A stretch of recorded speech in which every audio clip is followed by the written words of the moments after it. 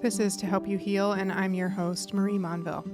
We are going to spend 10 minutes talking about healing.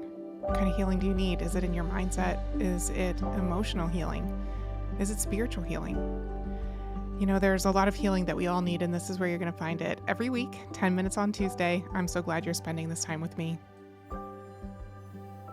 Welcome back to another episode of To Help You Heal. This is our fourth week in our series on building a life you love. I hope you enjoyed last week's episode on gratitude. If you haven't listened to that one yet, I want to encourage you to check it out. You don't have to stop and listen to it now. It's not something that you have to track in order.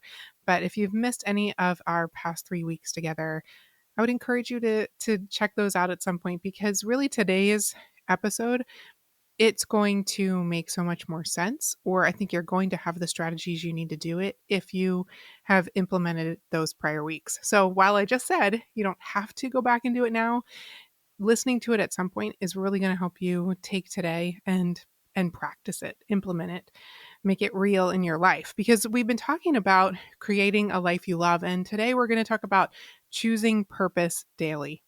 You know, it's not this thing that is necessarily this big defining force over our life. If I said to somebody, "Oh, what's your purpose?" I think if someone asked you that question, if someone asked me that question, our first thought can really be this aspect of, what's this one thing that my life is all about? And sometimes that feels really hard to answer.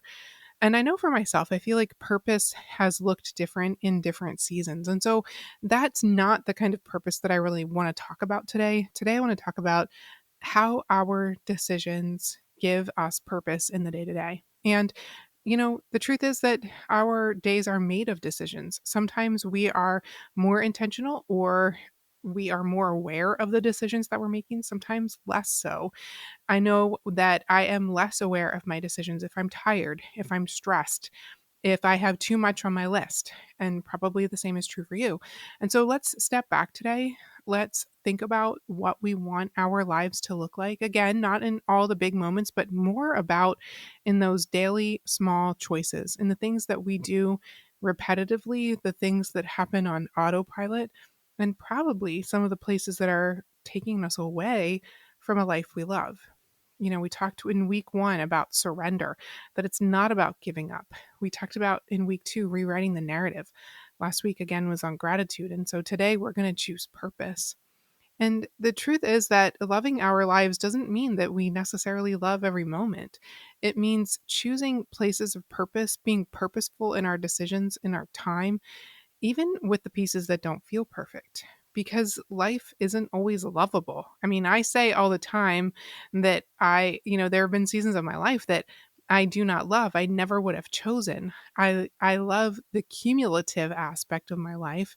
I can say to you in 2025, I love what God has done with my life. No, I don't love all the pieces. I wouldn't have chosen that story. The truth is that some seasons are messy, or they're painful, or they're just not what we had planned. And I think we all have those.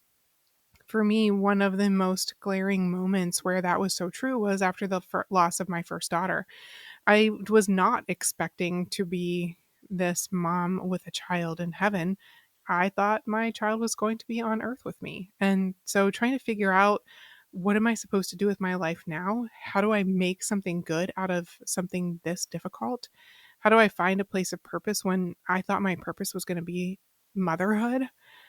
It was very difficult, but I found these opportunities to invest myself in my family, with my grandparents, in an organization that worked with kids in the inner city. I found opportunities to invest the love I had to give. And so, no, it wasn't to my own child, but it was so purposeful. It helped me see more than just my loss. It helped me see more than just the difficulty in that season. And that's the reality. We don't have to love everything about our lives to build something beautiful from it.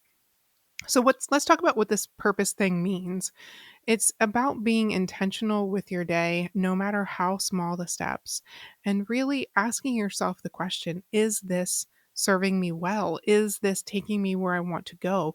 Is this building a life of purpose? It's in the things that we allow, the way that we allow other people to treat us, what we don't go after, the places where we settle. Are those things taking us closer to our purpose? And I say that after just having had this conversation with myself over the past week, kind of analyzing what are the things that I allow? What are the places where I settle? What are the times when I'm too tired to really fight for the blessing? And so I settle for the excuse. I don't want my life to be made of those choices. That's not a place of purpose. So, what do I have to do differently? And probably the same is true for you. It's not always these big or flashy things. Purpose looks like consistency, it looks like compassion for ourselves and for others, and it looks like courage in ordinary moments because sometimes the most courageous thing you can do is say no. Say no to yourself, say no to other people, say no to the status quo, the thing that you kind of always do. So I want you to ask yourself this question. What does purpose look like in your life today?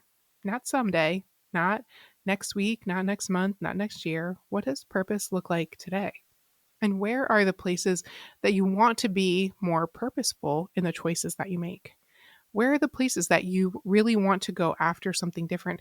And then what are the changes that you have to make for that to happen? If we recognize that purpose is built through small daily decisions, it's, getting up when we want to give up, being able to bounce back from those things, saying to ourselves, okay, I'm not going to let this setback keep me down. I'm going after it. Places that are purposeful are encouraging a friend. What about those little random text messages that maybe we send to a friend? A little note, a voice note, maybe, just to let them know that we were thinking about them? Encouragement that was on our heart to share? That's purposeful. Purposeful decisions are also those that help us take care of our body, our mind, our spirit. It's carving out time for ourselves, whether that means that we need to go to bed earlier or telling ourselves that we're not going to hit the snooze button and we're going to get up on time so we can work out, holding ourselves fast to those goals that we set. It's what are we doing to take care of us? And I think sometimes that's really hard, especially if you're walking through one of those seasons that is so difficult, whether it's a season of loss or just something that's challenging you in a way that you aren't expecting right now. The truth is, though, that how you respond in those moments, although it might not feel life changing right now, it has the opportunity to help you rebuild your life with meaning. When you think about where you want to be in a year or two from now, it's asking yourself, okay, so if I want to be that version of me in a year or two, what do I have to do right now to start getting there?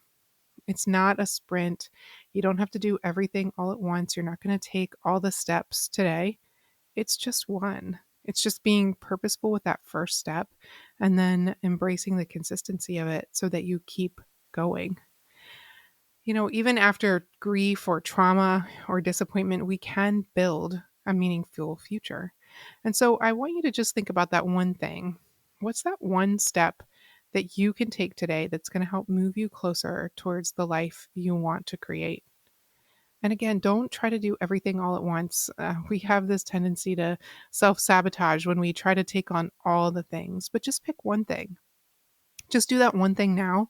And then when you've gotten really good at being consistent with that one thing, then you can add something else onto it. But give yourself the compassion of not having ridiculous expectations, of keeping it reasonable, of reminding yourself that it's about purpose. It's not about accomplishment, it's not about the end result. It's simply about purpose today. And the truth is, God doesn't waste our pain. Your story still matters, and so does your purpose. And friend, I want you to know that you're not behind, you're not off track, you're not broken. You are becoming purposeful. And I think sometimes we have to remind ourselves of that. In those moments where we feel the doubts or we feel the frustration or we're thinking, this isn't where I want to be, we can say to ourselves, I'm not behind, I am not broken, I'm not off track, I'm not off schedule. I am becoming purposeful in the way that I approach my life. I hope that this episode has been encouraging to you. And if you have missed one of those previous four, go on back and take a listen to it now. It's only 10 minutes. You probably have 10 minutes after this episode that you could spend listening to that. Maybe you want to listen to while you're taking a walk or folding laundry or emptying the dishwasher, driving the car. Whatever it is, you know that you can do those things while you're listening. Thanks for joining me again this week, and I can't wait to spend some time with you next week. Come on back next Tuesday, where you'll find another 10-minute episode to help encourage you as you embrace these places of change, go after the healing that you need, and create a life you love.